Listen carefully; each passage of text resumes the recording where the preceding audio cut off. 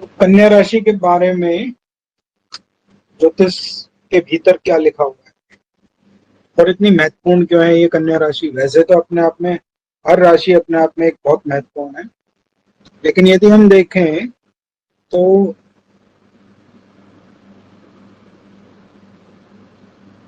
कन्या राशि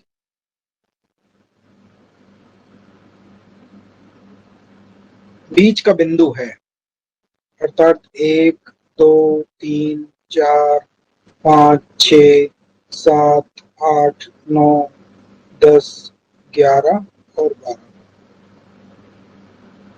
तो वैसे तो भचक्र के अंदर, भचक्र अर्थात वो आकाशीय मंडल जहाँ पे राशियों का निर्माण हुआ, ग्रह घूमते हैं, वो सारा। वैसे तो भचक्र के अंदर क्योंकि सबसे ऊपर नक्षत्र हैं,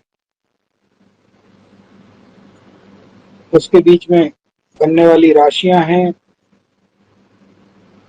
और पृथ्वी से मनुष्य इस प्रकार से उनको देख रहा है। तो इसमें कहाँ से आरंभ है, कहाँ से अंत है, इसके बारे में कहा नहीं जा सकता।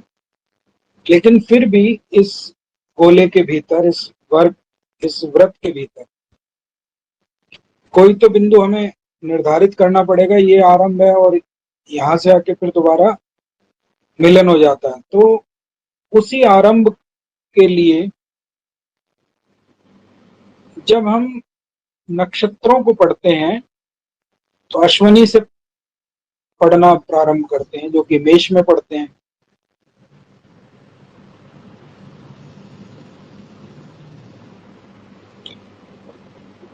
किंतु सदैव ही अश्विनी नक्षत्रों से गणना नहीं थी, अपितु चित्रा नक्षत्र से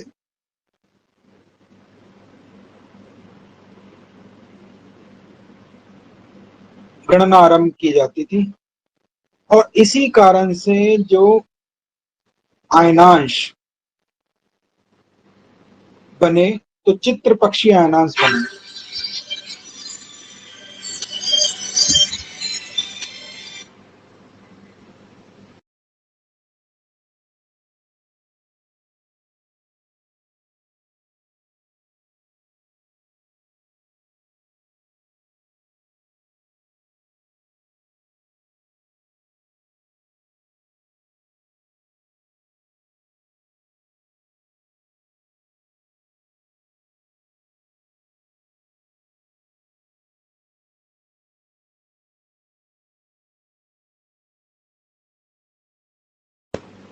चैट बॉक्स में बता दीजिएगा आवाज आ रही है, क्योंकि एक हमारे सदस्य को उन्होंने कहा कि वॉइस प्रॉब्लम आ रही है। तो प्लीज चैट बॉक्स में बताइए कि आवाज आ रही है। ठीक है, आवाज आ रही है, आप रिज्वाइन करके देख लीजिएगा, आपको भी आवाज आ जाएगी।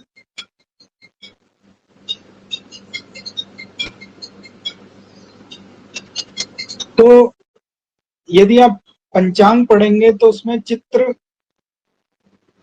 पक्षीय आयनांश कहा गया है। तो वहां चित्रा नक्षत्र से गणना के बारे में बोला गया। यदि राशियों का विभाजन अयन के अनुसार किया जाए, अयन कौन से हैं? एक उत्तरायण से दक्षिणायन, और दूसरा भी एक विभाजन है जो मेष से तुला के बीच में बोला गया है। तो मेष से तुला के बीच में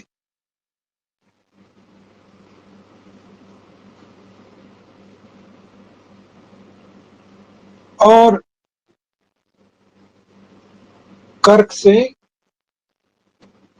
मकर के बीच में।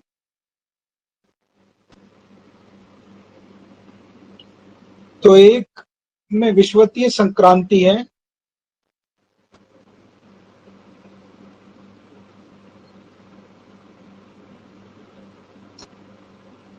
और एक में अयन संक्रांति है।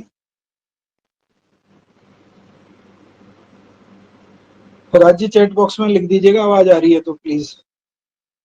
वैसे तो बाकियों ने कहा आवाज आ रही है, हो सकता है वो कभी कभी तो एक में अयन विषुवतीय संक्रांति है, अर्थात जब सूर्य मेष राशि में प्रवेश करते हैं और जब तुला राशि के भीतर प्रवेश करते हैं, तो ये संक्रांति क्या है। और एक में अयन संक्रांति, जहां से अयन बदलता है। ठीक है, जैसा कि सभी को मालूम है, धरती गोल और अपने अक्ष पे झुकी हुई, तो एक इधर की संक्रांति होती होगी और एक इधर की संक्रांति होती होगी, ऐसे ही कहा गया होगा। तो एक हुई हमारी मेष और तुला की संक्रांति, जो कि बड़े पर्व के रूप में जानी जाती है, और एक है अयन की संक्रांति, जहां उत्तरायण और दक्षिणायन हो जाते हैं। सर्पकाल योग के भीतर भी, जिसको आज बड़ा प्रचलित भी माना गया है और ज्योतिष के ज्ञाता उसके ऊपर काफी विचार भी करते हैं, तो इसमें भी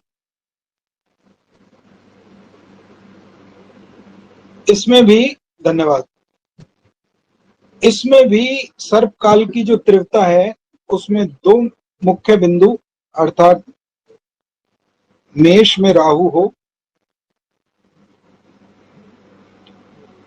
और तुला में केतु हो,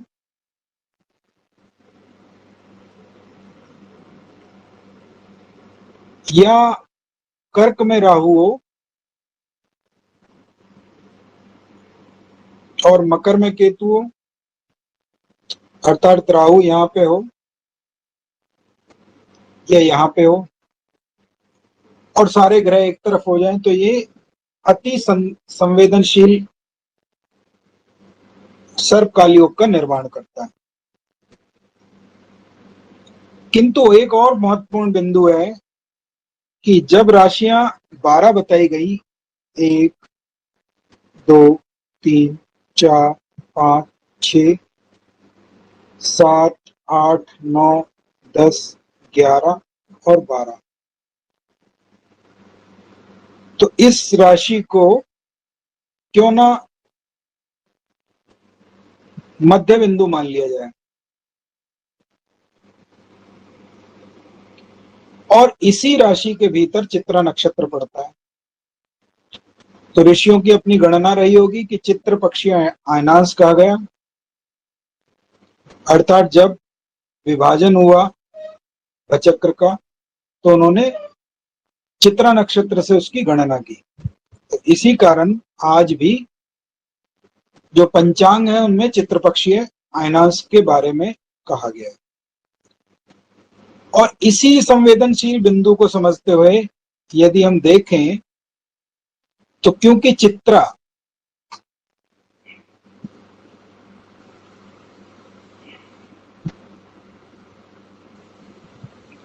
मध्य बिंदु है,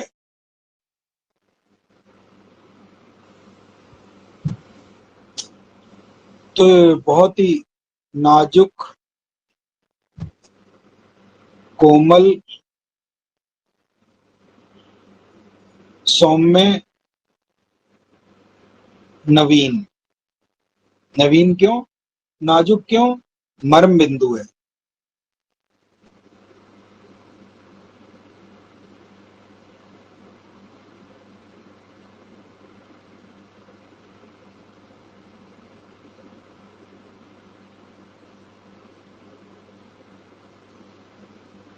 और कोमल क्यों, क्योंकि नवीनता का प्रतीक है। अर्थात जो चित्रा है वो कन्या राशि में भी पड़ता है और तुला राशि में भी पड़ता है।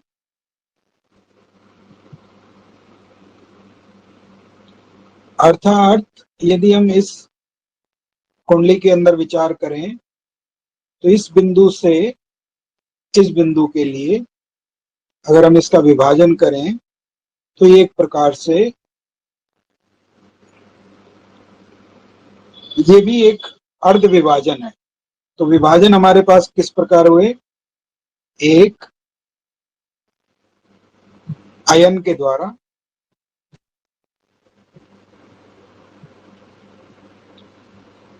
दूसरा विषुवतीय संक्रांति के द्वारा, अयन के द्वारा कौन कौन से 4 और 10 राशियां, विषुवतीय संक्रांति में 1 और 7 राशि, और अंत में चित्रा के कारण से, मध्य बिंदु के कारण से, आयनांश के कारण से 6 और 12, एक प्रथम राशि और एक अंत की राशि।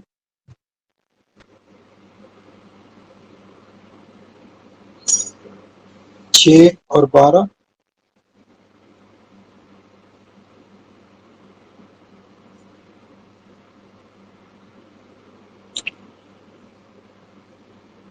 तो कन्या राशि के भीतर हमारे पास नक्षत्र क्या है? उत्तरा फाल्गुनी, जिसके विंशोत्तरी 10वां स्वामी है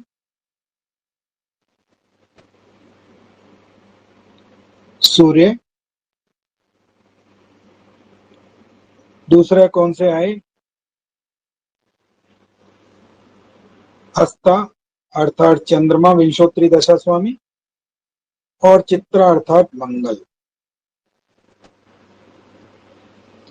कितनी अद्भुत राशि है, सर्वगुण संपन्न राशि है।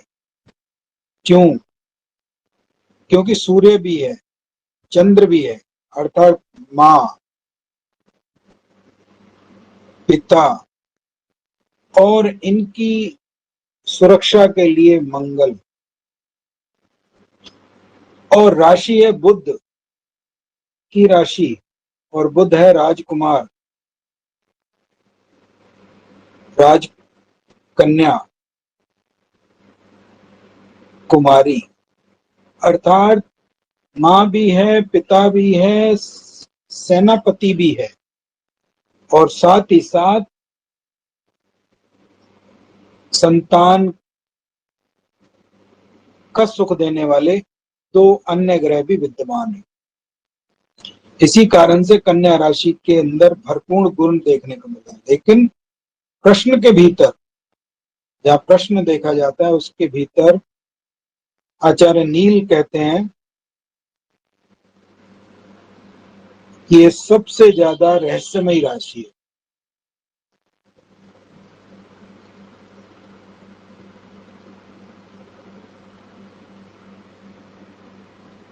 यदि प्रश्न लगन उदय होता है, ऐसा हमारे एक आचार्य का कथन था कि प्रश्न लगन उदय हो और कन्या राशि का लग्न हो और सभी चीजें आपको सकारात्मक, पॉजिटिव दिखाई दें, तो भ्रम में मत पड़ जाना। ये देख लेना कि कहीं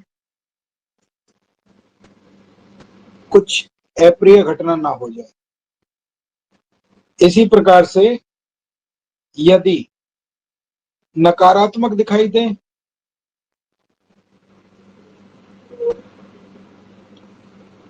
तब भी इस भ्रम में ना पड़ जाएं कि अब सब कुछ अनिष्ट हो जाएगा, तो भी हो सकता है अचानक से कुछ सकारात्मक हो जाए। अर्थात पॉजिटिव से नेगेटिव, नेगेटिव से पॉजिटिव कर देने वाली राशि है ये कन्या राशि।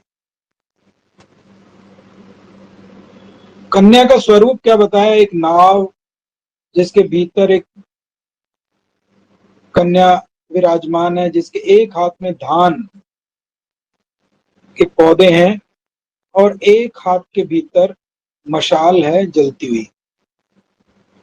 तो ये भी अपने आप में एक रहस्य का प्रतीक है कि एक हाथ में धान है जो कि बहुत कुछ संसार को देने वाले, उसकी तृष्णा को, भूख को करने वाले हैं, और एक हाथ में मशाल भी है जो अचानक से सब कुछ ध्वस्त कर सकती है, अग्नि। और इस नाव को कोई पकड़ने वाला नहीं है और इसकी कोई पतवार भी नहीं है, तो नाव अपनी ही कारण से अपने ही तरीके से बहती जा रही है। तो अर्थ क्या हुआ कि कन्या राशि को संभाल के रखना बहुत आवश्यक है। नाव के कारण से आवागमन अर्थात ट्रांसपोर्टिंग,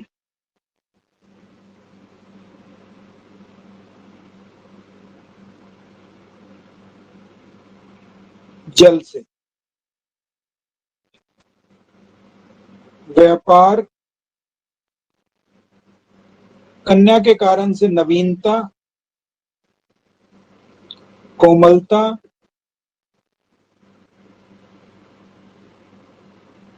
सुंदरता, सौंदर्य, ये सब देखने को मिलेगा। धान के कारण से व्यापार, भोज्य पदार्थ, खाने पीने की वस्तुएं, ये भी देखने को मिलेगी। अग्नि के कारण से विध्वंस। तो इसीलिए कन्या राशि को बहुत ही रहस्यमय राशि भी बोला गया। वैसे मूलतः वृश्चिक राशि को, स्कॉर्पियो राशि को रहस्यमय कहा गया है, लेकिन कन्या भी अपने आप में बहुत रहस्यमय राशि है। इस बात का सदैव ध्यान रखना चाहिए। अब क्योंकि कन्या राशि में 3 नक्षत्र का उदय होता है, उत्तर फाल्गुनी, हस्त और चित्रा। जब हम राशियां पढ़ते हैं या पढ़ाते हैं तो 2-3 चीजों का ध्यान रखना चाहिए। एक है लगन में यदि वो राशि पढ़ रही है,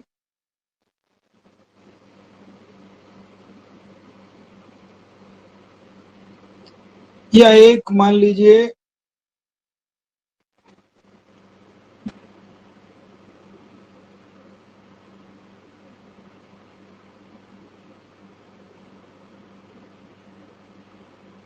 चंद्र उस राशि में विराजित है, तो एक से मानसिकता,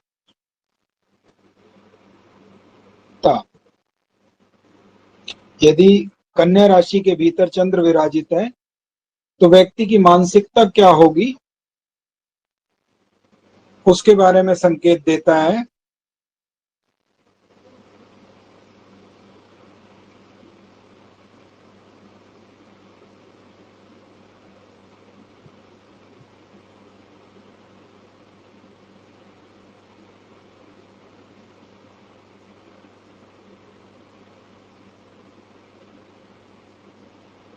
और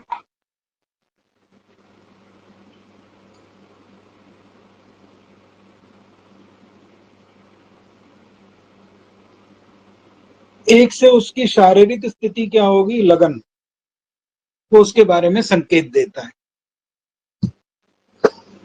तो कन्या राशि यदि लग्न में पड़ रही है तो कोमलता,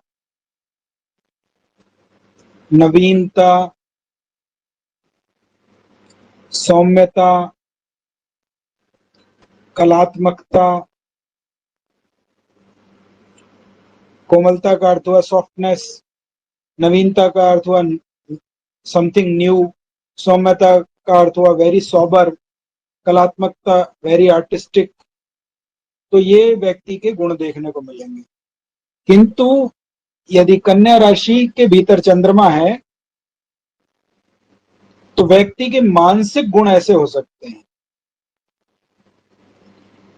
अर्थात यदि कन्या राशि में, यहां पे ले लेते हैं, इस प्रकार से बना लेते हैं,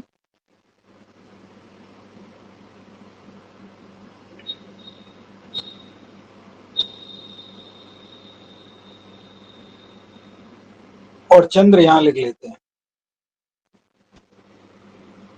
तो ये हो सकता है कि व्यक्ति का जो देह है, शरीर है, वो बली हो, सुदृढ़ हो, मजबूत हो, बलवान हो, पुष्ट हो, किंतु उसके मन के अंदर कोमलता छुपी रहेगी, नवीनता छुपी रहेगी, सौम्यता छुपी रहेगी, कलात्मकता छुपी रहेगी। क्यों? क्योंकि चंद्रमा विराजमान है। और यदि कन्या ही लग्न है और कन्या में ही चंद्रमा है, अर्थात लग्न भी कन्या हो,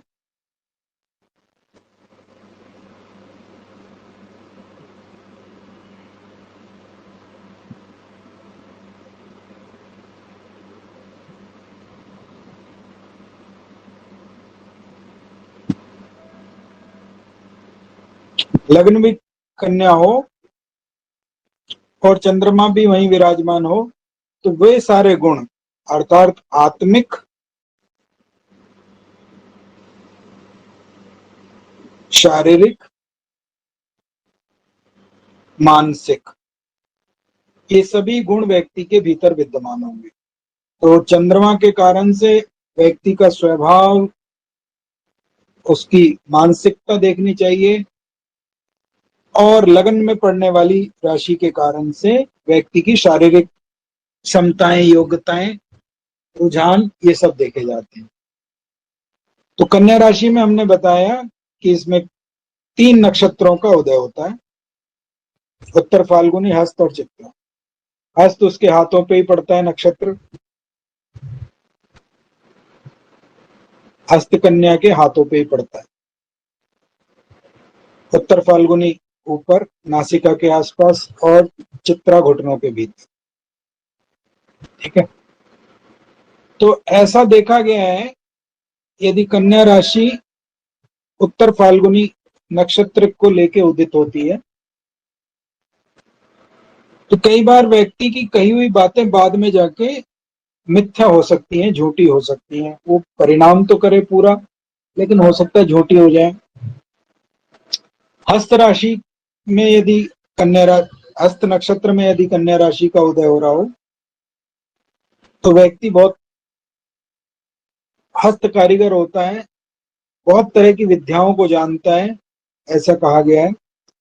और चित्रा में यदि उसका उदित हो तो थोड़ा सा उसका मानसिक रुझान भिन्न लिंग में, अर्थात पुरुष है तो नारी के भीतर, नारी है तो पुरुष के भीतर, उसका चित्त लगा रह सकता है, उसका मन लगा रह सकता है। क्योंकि चित्रा के बारे में एक चित्रकारी के रूप में ही उसको कहा गया है, लेकिन साथ ही साथ चित्रा नक्षत्र में जन्म व्यक्ति बहुत ही नवीनता का प्रतीक होता है, और ऐसा व्यक्ति आर्किटेक्ट और निर्माणकर्ता, भवन निर्माणकर्ता भी देखा गया। आकाश के भीतर कन्या का जो चित्र है, एक हाथ में गेहूं की बालियां, दूसरे हाथ में मशाल जिसमें प्रकाश हो रहा है, नाव में खड़े होकर यात्रा करती हुई या बैठी हुई, दोनों प्रकार से कहा गया है। और नाक में, अर्थात नासिका के ऊपर मुखमंडल पे इसके उत्तर फाल्गुनी नक्षत्र, और हाथ में इसके जो है हस्त नक्षत्र, और पांव के भीतर चित्रा नक्षत्र घुटने के आसपास आता है। ऐसे लोगों के भीतर कुछ विशेष आदतें देखी गई हैं। किस प्रकार की विशेष आदतें? यदि खाना, भोजन ठीक भी बनाए तो इनकी एक विशेष रुचि है कि इसमें नमक, मिर्च, मसाले इतने संतुलित होने चाहिए। अपने अपने अपनी वस्तुओं को एक अलग प्रकार से रखना, जीवन शैली को एक अलग प्रकार से बिताना। ऐसा आचार्य कहते हैं कि कभी कभी अपने हाथों का कोई एक खास नाखून या हाथों के नाखून थोड़े से बड़े कर लेना, उनको आर्टिस्टिक तरीके से, कलात्मक तरीके से प्रयोग करना। सामान्यतः लोग चश्मा जो है वो आंखों पे लगाते हैं, लेकिन ये सर पे लगा के ज्यादा प्रयोग कर रहे होते हैं उसे। मतलब दुनिया में नवीनता का प्रतीक है, संसार में नवीनता का प्रतीक है, कुछ अनोखेपन का प्रतीक है, ऐसा आचार्य कहते हैं। और साथ ही साथ जो राशि के लक्षण है उसके बारे में भी ये कहा गया है। एक ये भी देखा गया है कि कन्या राशि के लोगों में, अभी प्रश्न लेंगे, कन्या राशि के लोगों में थोड़ा सा प्रचार की भूख भी देखी गई है, अर्थात इनको प्रचार मिलना चाहिए, लोगों के बीच में इनका नाम होना चाहिए, ऐसा भी इसमें देखा गया है।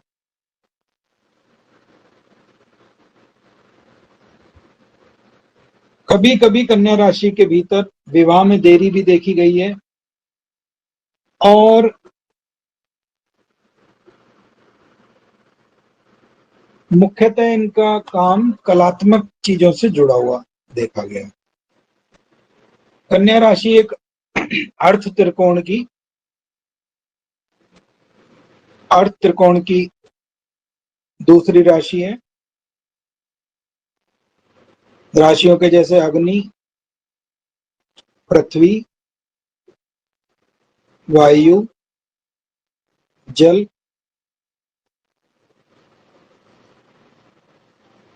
धर्म, अर्थ, काम, मोक्ष। तो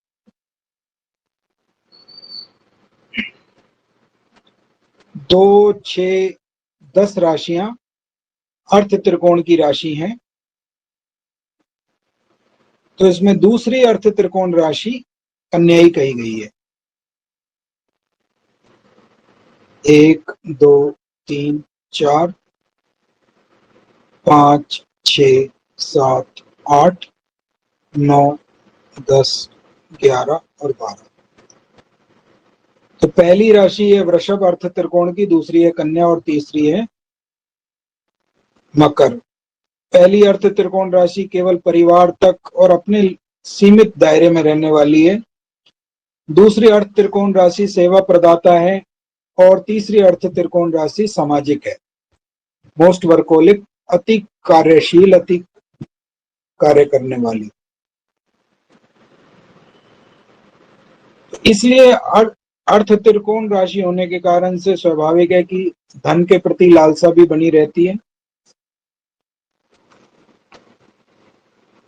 पढ़ने पढ़ाने के काम से बहुत लाभ प्राप्त होता है। और कन्या राशि या कन्या लग्न वालों का जन्म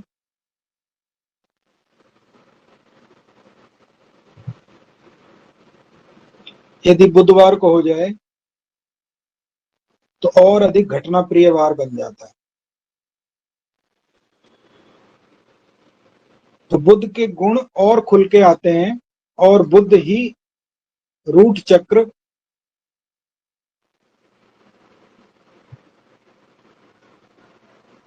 मूलाधार चक्र पे वास करता है, जो अर्थ त्रिकोण है।